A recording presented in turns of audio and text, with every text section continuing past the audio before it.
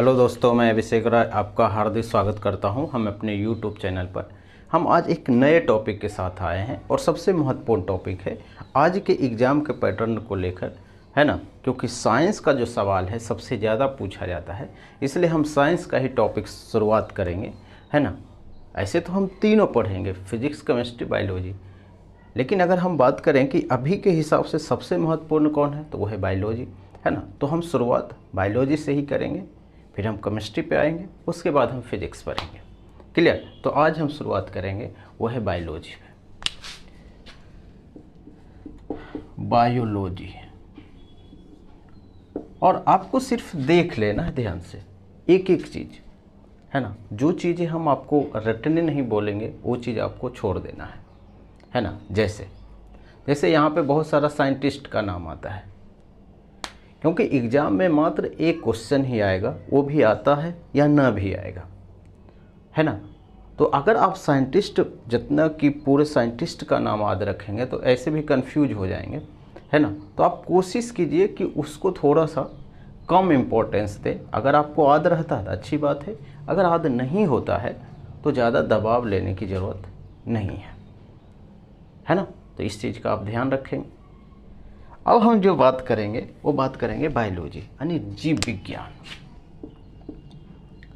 जीव विज्ञान, इसमें हम क्या पढ़ते हैं आपको पता है।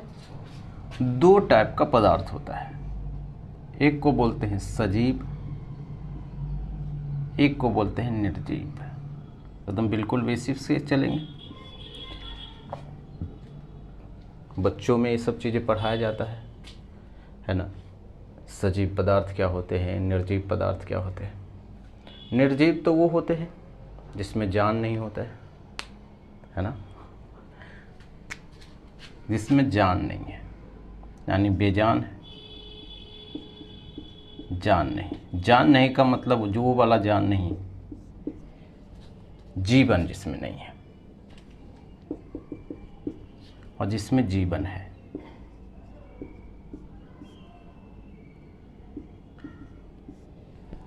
जिस भी चीज में जीवन है उसको हम सजीव बोलेंगे। जीवन किस में है, मनुष्य में है, प्लांट में है, एक छोटे से छोटे कीड़ा मकोड़ा उसमें भी है। निर्जीव में कौन आएगा, जैसे ये मार्कर है, ये बोर्ड है, नहीं तो इसको हम निर्जीव में बोलेंगे, इसको हम सजीव में। आज जो हम पढ़ेंगे जीव विज्ञान में वो हम पढ़ेंगे सजीव के बारे में, जिसमें जीवन है।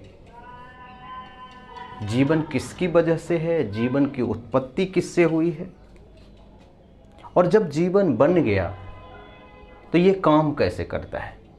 काम कैसे करने का मतलब है कि जैसे हम बोल रहे हैं तो कैसे बोल रहे हैं, हम सांस ले रहे हैं, है ना, आप सोच पा रहे हैं, है ना, आप अगर कोई कुछ खाना खाए हैं तो कैसे डाइजेस्ट हो रहा है। तो ये सब सारी बातें हैं वो हम क्या पढ़ेंगे, बायोलॉजी में पढ़ेंगे।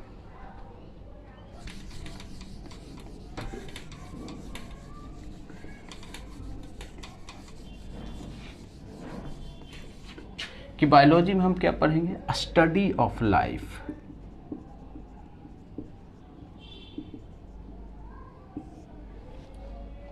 जीवन का अध्ययन।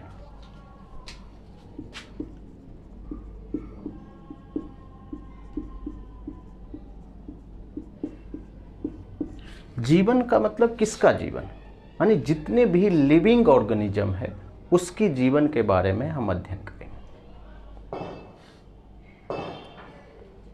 अब आपके दिमाग में ये बात आना चाहिए कि अब जीवित ऑर्गेनिज्म कितना है ना।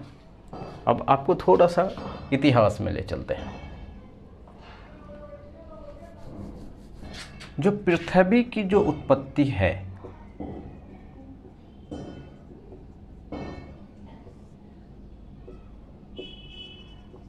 माना जाता है 400 करोड़ वर्ष पूर्व।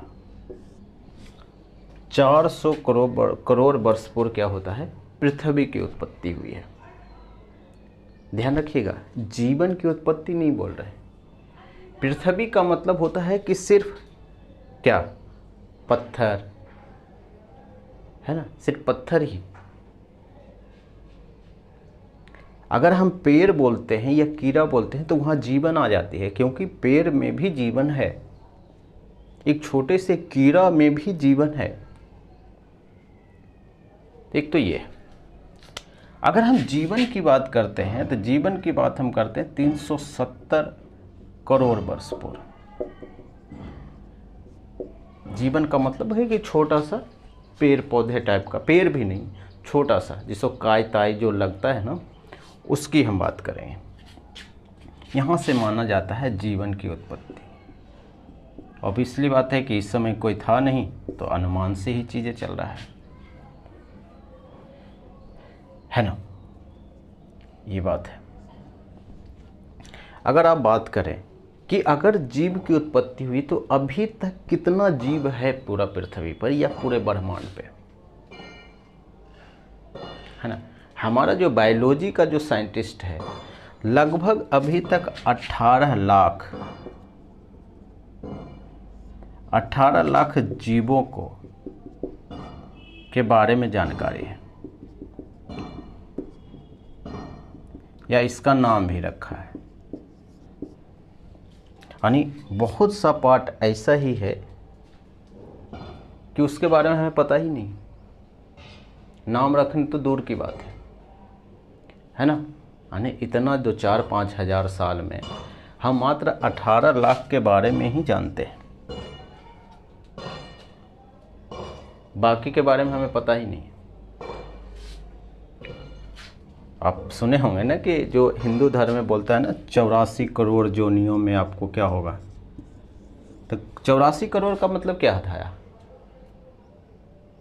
84 करोड़ जोनियों का मतलब है कि ऐसा माना जाता है कि प्रत्येक व्यक्ति को एक टाइम में, यानी एक एक जोनी में जन्म लेना ही पड़ेगा। यानी इसका मतलब क्या है कि 84 करोड़ क्या है, जीव है ना। इसका मतलब ये होता है नहीं कि एक एक बार लेंगे तो 84 करोड़, यानी टोटल 84 करोड़ ही है। लेकिन ऐसा साइंस नहीं बोलता है। 18 लाख के बारे में हमें जानकारी है, बाकी का जानकारी है ही नहीं। ये चीज़ें, तो इसी में से जो जीव है, मानव भी है, पेड़ भी है, प्लांट भी है ना। जितना भी हम फंगी, बैक्टीरिया, तो ये सब जो है वो इसी 18 लाख में आएगा। अब आपके दिमाग में आएगा क्या ये 18 लाख को हमें पढ़ना है? नहीं, जो हमें महत्वपूर्ण है, महत्वपूर्ण का मतलब क्या होता है कि जो खासकर मानव है, मानव से खूब सवाल आता है, तो हम सिर्फ इस पर ज़्यादा विशेष ध्यान देंगे और कुछ पादप पर भी ध्यान देंगे, प्लांट पर ध्यान देंगे। बाकी हम दूसरे चीज़ों पर भी हम नज़र दौड़ाएंगे, लेकिन ज़्यादा डिटेल में नहीं। जो हमारे एग्ज़ाम के पर्सपेक्टिव से जो चीज़ें सही है या जो चीज़ें ज़रूरी है, हम सिर्फ उस पर फोकस करेंगे। ठीक है, आगे बढ़ते हैं।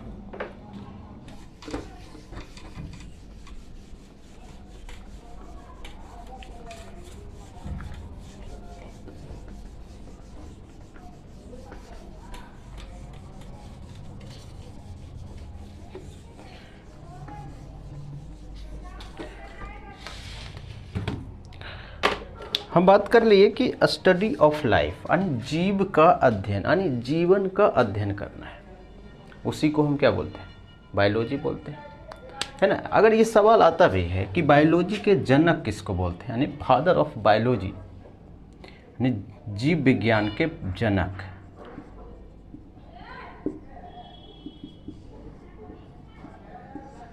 वो बोलते हैं अरस्तु को।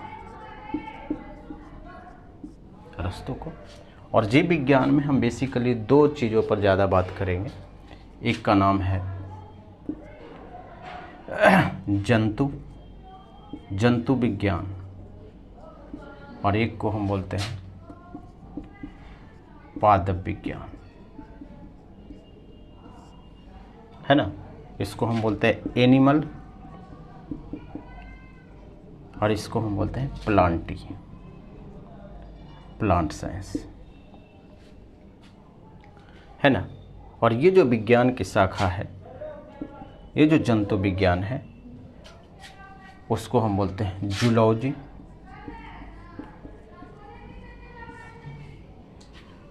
और इसको हम बोलते हैं बोटनी। बोटनी, है ना।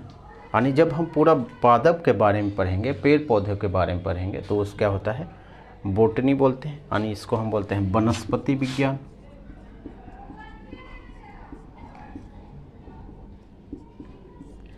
और जब हम इसके बारे में पढ़ेंगे, जंतु के बारे में पढ़ेंगे, जंतु विज्ञान।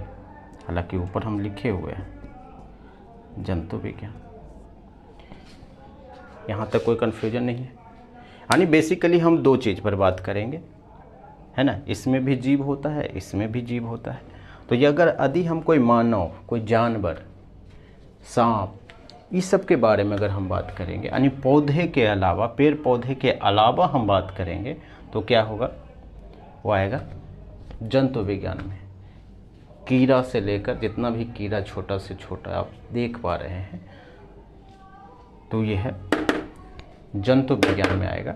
और अगर हम पेड़ पौधे की बात करेंगे तो आया जाएगा पादप विज्ञान या वनस्पति विज्ञान, है ना। अब इस दोनों के जनक के बारे में कभी कभी सवाल पूछ लेता है, तो जंतु विज्ञान के जनक जो है वो अरस्तु ही है, अरस्तु। और जो पादप विज्ञान के जनक है उस क्या नाम है इनका, थियोफ्रेटस, है ना। आपसे हम पहले भी बात किए हैं कि आपको साइंटिस्ट पर ज़्यादा लगाव नहीं होना चाहिए, और सिर्फ लिख लीजिए। अगर याद रहे तो अच्छी बात है, ना याद रहे तब भी ज़्यादा दबाव नहीं लेना है। क्लियर, क्योंकि सवाल यहाँ से बहुत कम पूछा जाता है, सिर्फ आपको इस पे ध्यान रखना है। अभी जो हम बात किए, मोटा मोटी हम ये बात किए कि बायोलॉजी में हम पढ़ेंगे जीवों के अध्ययन, और जीवन में हम बेसिकली जो बात किए हैं हम दो भाग में बांट सकते हैं, एक तो पादक, और पादक के अलावा जो चीज़ें होता है उसको हम बोलते हैं जंतु। हालांकि इसमें भी डिवीज़न है, लेकिन हम आगे पढ़ेंगे, है ना। तो जो जंतु, जो पादप विज्ञान है, हम उसको बोलते हैं वनस्पति विज्ञान या बोटनी, है ना। इसका जो जनक है इसको बोलते हैं थियोफ्रेटस, और जो यहाँ जो जंतु विज्ञान वाले हैं इसको हम बोलते हैं जूलॉजी या जंतु विज्ञान। इसके जनक है अरस्तु, और जीव विज्ञान के भी जनक है वो है अरस्तु। क्लियर है। यानी जीवन की जो उत्पत्ति है वो किससे हुई है, वो हुई है सेल से, यानी इसको हम बोलते हैं कोशिका। कोशिका का क्या मतलब है कि जीवन का एक छोटा सा पार्ट, यानी आपका शरीर का या हमारा शरीर का एक छोटा से छोटा सा पार्ट हो जाता है ना। तो उसी को हम क्या बोलते हैं, सेल। यानी हमारा जो पूरा शरीर है उस सेल से बना है। वो अलग बात है कि सेल अलग अलग टाइप का है, जैसे नाक वाला सेल अलग है, कान वाला सेल अलग है, हाथ वाला अलग है ना। लेकिन बना है अल्टीमेट किससे, उस सेल से बना है, यानी कोशिका से बना है। अगर हम जीवन की उत्पत्ति की बात करें तो शुरुआत किससे होती है, सेल से। और बहुत सारा सेल मान लेते हैं कि ये सेल है, और बहुत सारा सेल जो है ये जो होता है ये सेल है, और बहुत सारा सेल जब मिल जाता है तो उसी को हम बोलते हैं उत्तक, यानी हम इसको बोलते हैं टिश्यू, है ना, टिश्यू बोलते हैं। और ये सेल क्या होता है, सेल टूटता है। जैसे मान लेते हैं ये एक सेल है, तो सेल आगे ये टूटा, और टूट के क्या हुआ, इसमें बदलता है। और बहुत सारा सेल मिलके क्या बनता है, टिश्यू बनता है। और टिश्यू से बनता है, वो बनता है ऑर्गन। ऑर्गन का मतलब क्या हुआ, आँख, कान, नाक, अंग, जिसको हम बोलते हैं ना, अंग बनता है। और अंग बहुत सारा मिलता है तो होता है ऑर्गन तंत्र, ऑर्गन सिस्टम, है ना। यानी इसको बोलते हैं अंग तंत्र। जैसे होता है ना, खाना खाए, खाना किस किस चरण से गया, कहाँ कहाँ जाता है ना। सांस लिए तो सांस कैसे कैसे लिए, यानी पूरा सिस्टम क्या है सांस लेने का, है ना। तो उस टाइप से जो प्रोसेस है, और यही अंग तंत्र से, और यही सब जो मिल के इसी को हम बोलते हैं जीवन, है ना। यानी जब हम पूरा सिस्टम, यानी नाक का, आँख का, देखने वाला सिस्टम है, खाना पचाने वाला सिस्टम है ना, जब पूरा सिस्टम मिल जाता है तो किससे क्या हो जाता है, वो जीवन बन जाता है।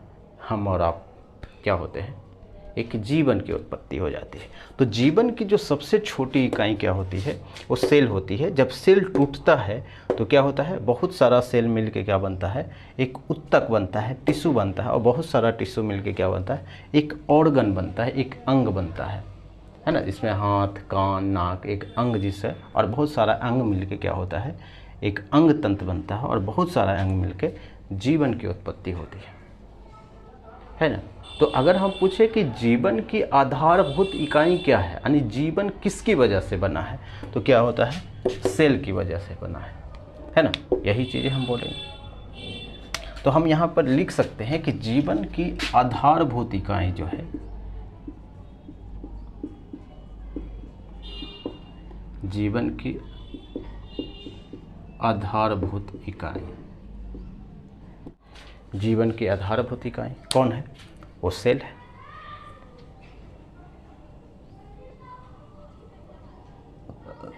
तो हम आगे जो बात पढ़ेंगे उस सेल पे ही पढ़ेंगे, और सेल पर हम 4-5 दिन पढ़ेंगे कि क्या चीज़ है। क्लियर है ना। तो आज भर हम इतना ही रहने देते हैं, आगे से हम पढ़ेंगे सेल के बारे में। तो आप आज हम कुछ पढ़े ही नहीं, है ना।